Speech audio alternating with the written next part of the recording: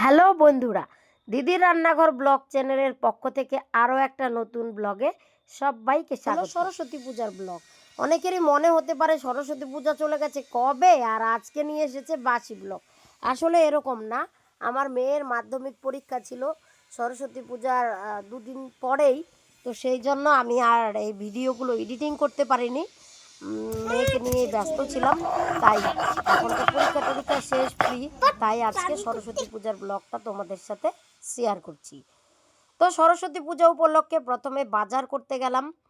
তো ফল মূল, মেয়ের টিউশনি ছিল, মেয়েকে টিউশনি দিয়ে ওদিকে আমি কিন্তু বাজার সেরে আসলাম। ফল মূল, ফুল, তারপর হচ্ছে বিশেষ করে সরস্বতী পূজার বিশেষ আকর্ষণ পলাশ ফুল, যেটা লাগবেই, কলম দোয়াত, সব কিছু কিন্তু একসাথে বাজার করে নিয়ে আসলাম। আর ছোট্ট একটা প্রতিমা আনবো বলেও কিন্তু গেলাম। আর এই যে আমার ছোট্ট ভাস্তির আজকে হাতে খড়িও হবে।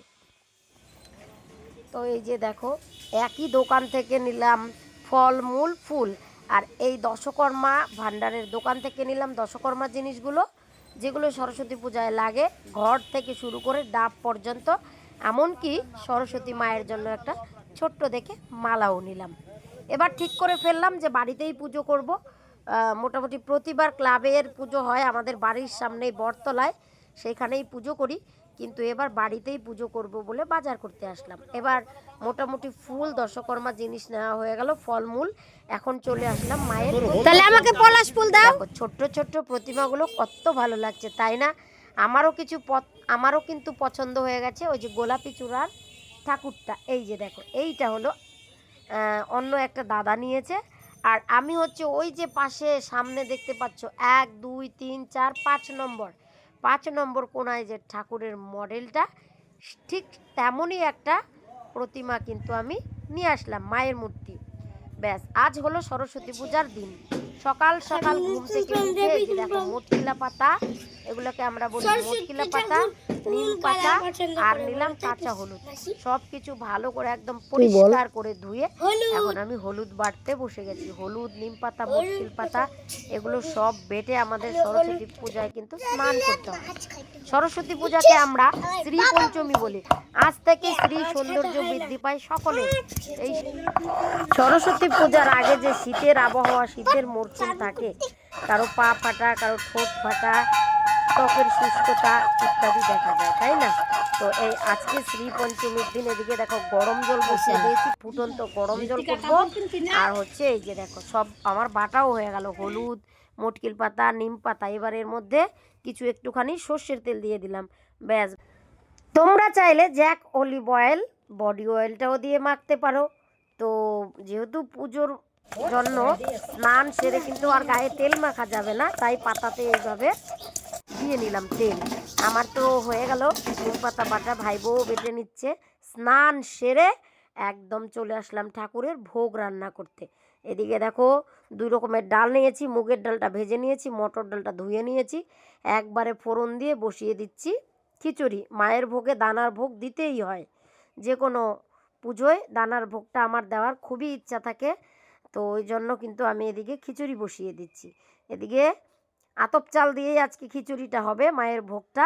এদিকে খিচুড়ি সামান্য নৈবেদ্য যে দিয়ে ভোগ সাজাবো ঠাকুরের, পুজোর জোগাড় গুছাড় করবো, ওই জন্য কিছুটা আতপ চাল ভিজিয়েও রেখেছি। তো খিচুড়ি এদিকে হতে থাক, মাঝে মাঝে অবশ্যই নেড়ে দেবো, না হলে তো আবার পুড়ে যাবে। আমি এদিকে ভোগ রান্না করতে করতে মেয়ে আলপনা দিয়েই ফেলেছে, আলপনা দেওয়া কমপ্লিট। এখন মায়ের প্রতিমা বসাবো। দেখো ওদিকে ঠাকুর পূজার জোগাড় করছি, এদিকে আমার খিচুড়ি প্রায় হয়ে যাচ্ছে। খিচুড়িতে কয়টা বাড়ির গাছের তাজা তাজা সিমও ভালো করে ধুয়ে দিয়ে দিলাম, হলুদ, গরম মশলার গুঁড়ো, জিরার গুঁড়ো এইসব দিয়ে দিচ্ছি, ধনে গুঁড়ো।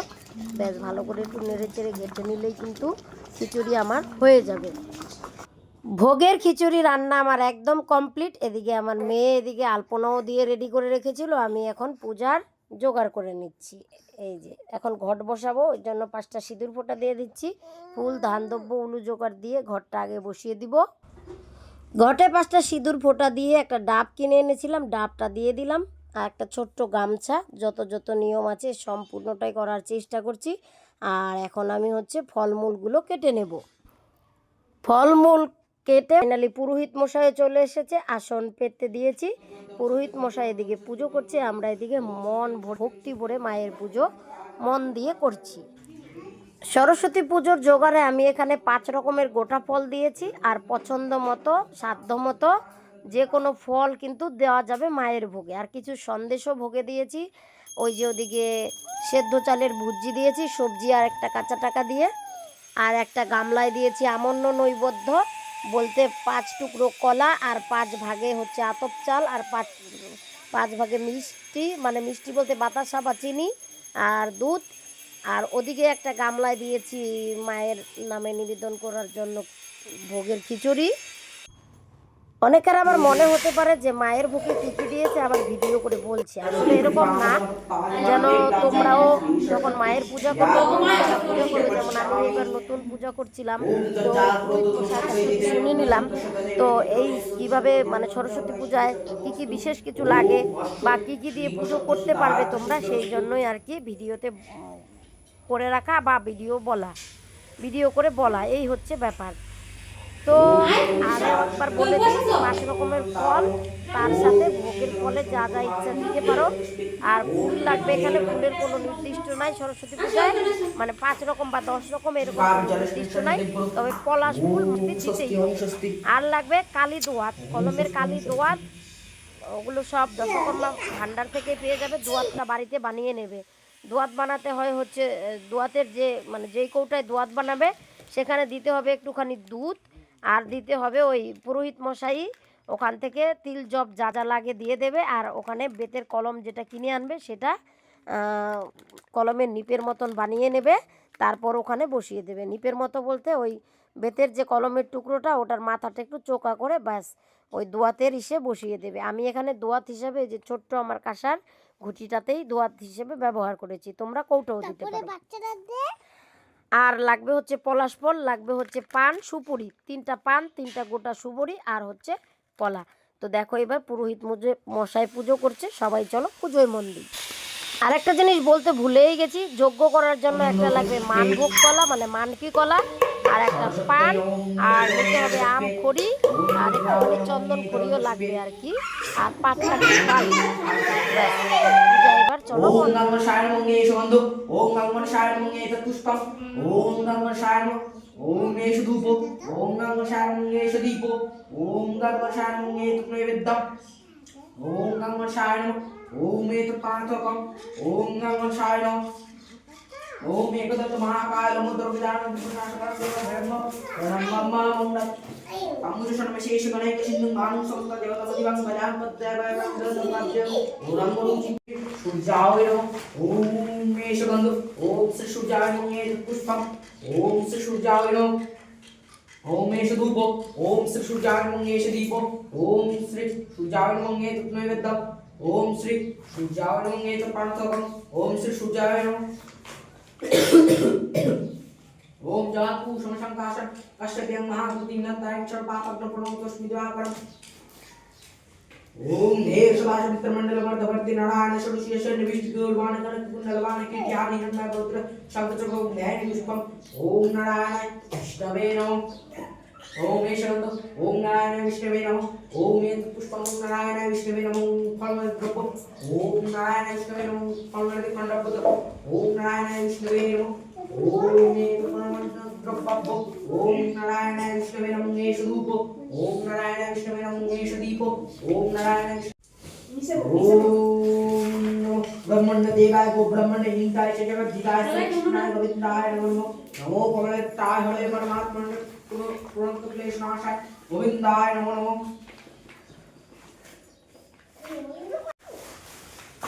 ओम देव शाश्वत मंडल पर दबरति नारायण शोषय शनिविष्ट के उर्वाण कर कुंडलवाण श्री शिवाय के शिवाय शांताय कंत्रहित विवेदाय चन तंतन परमेश्वर ओम कलभव क्षीर रुद्रवाय नमो बिंदन दुरे गंगम चक्र गण ईश को बैठ द्रवित ओम सिद्ध स्कंदावधि रंगी वनमोर कटे शबे हे दुर्गम दक्खा ঠিক আছে ओम थैंक्स फॉर ओम जय दुकान मुंगे सुगंधो ओम जय दुकान मुंगे पुष्प ओम जय दुकान ओम नेश धूप ओम जय दुकान मुंगे दीप ओम जय दुकान मुंगे तत्वेत्त ओम जय दुर्गा होय नमः ओम सर्वमंगल मंगले शिवे सर्वत्र साधिके शरण्ये त्र्यंबके विनाशं शक्तिभूते नात्रि गुणस्त्रय गुणामय नारायण नमस्ते बृहद्वती शुभ्रकांति कुचोगड़ौ नामितंगी शन्निशन्ना सीताब्जे निजकल्लभो पुस्तको श्री सकल विभत सिद्धे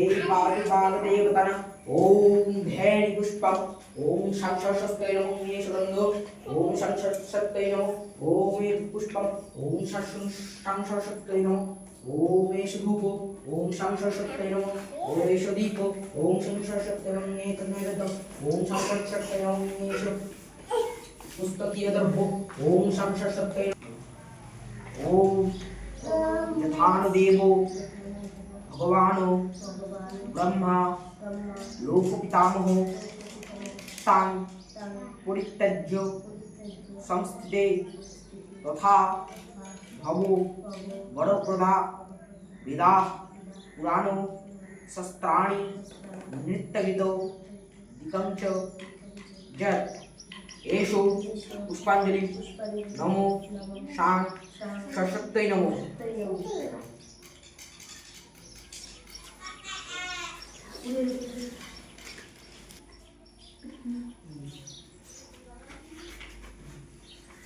जय देवी चराचर सारे उच्चजुग शोभित मुक्ताहारे वीणारंजित पुस्तक हस्ते भगवती भारती देवी नमस्तुते एषो स्वचंदन पुष्पांजलि नमो शां सशक्तये नमो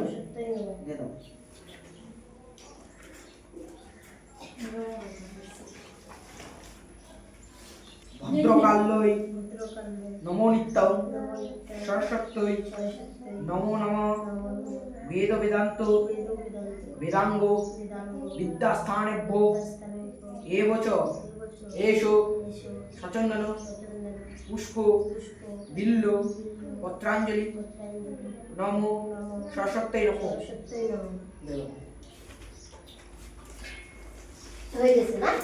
এবার প্রণাম করে বলো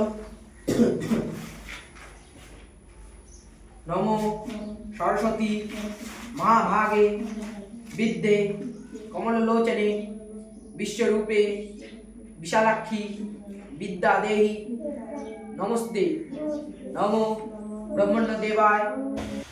তো পুষ্পাঞ্জলি দিয়ে প্রণাম মন্ত্র সেরে প্রণাম করে আমরা সবাই আবারও মায়ের নামে বসে আছি। এখন যজ্ঞ হবে, যজ্ঞর পরেই অঞ্জলি আর পরে প্রসাদ বিতরণের মাধ্যমে আজকের পূজার সমাপ্তি। 28টা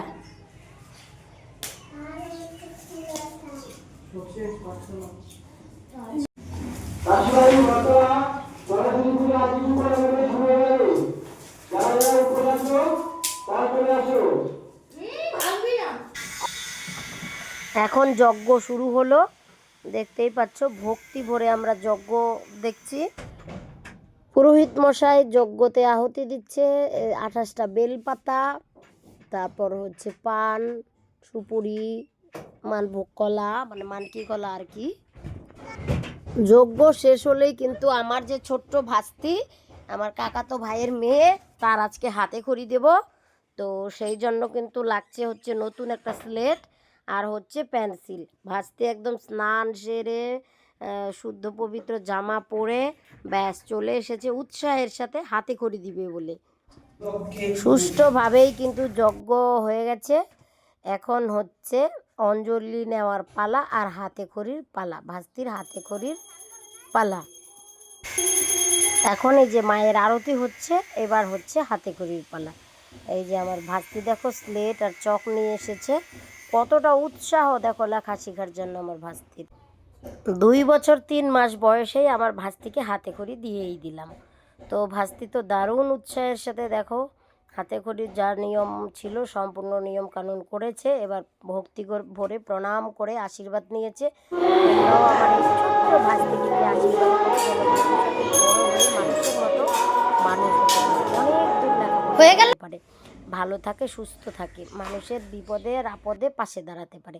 পুজো তো শেষ, এবার ভালো করে একটা প্রণাম দিয়ে মন থেকে এখন প্রসাদ বিতরণের পালা। দেখো আমি এদিকে প্রসাদ বিতরণ শুরু করে দিয়েছি। প্রসাদ খেয়ে আমরা উপবাস ভাঙছি। তো আমাদের মধ্যে রীতি নিয়ম আছে যে সরস্বতী পূজার আগে কুল খাওয়া যায় না। তবে ছোটোবেলা আমরা অনেকেই অনেক সময় খেয়ে নিতাম, আবার অনেক সময় কিন্তু অপেক্ষা করে থাকতাম যে না সরস্বতী পূজা শেষ হলেই কুল খাবো বলে। আমার মেয়ে পুজো শেষ হতেই বলছে এখন কুল নিয়ে আসবো আর কুল খাবো।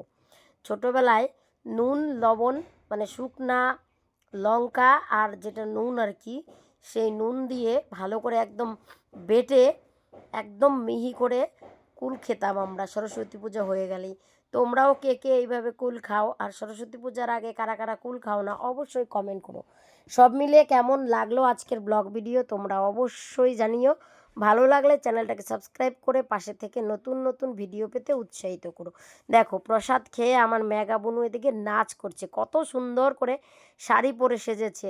সরস্বতী পূজায় ধুম পড়ে যায় মেয়েদের বউদের শাড়ি পরায়। দেখো বাসন্তী কালারের শাড়ি পরে সবাই সেজে গুজে, আশা করি এতক্ষণে তোমরাও বেরিয়ে গেছো। তো তোমরা সবাই এনজয় করো, আমরাও এনজয় করছি। আর নতুন বছরে মাকে নতুন করে ফিরে পাওয়ার অপেক্ষায়ও রইলাম।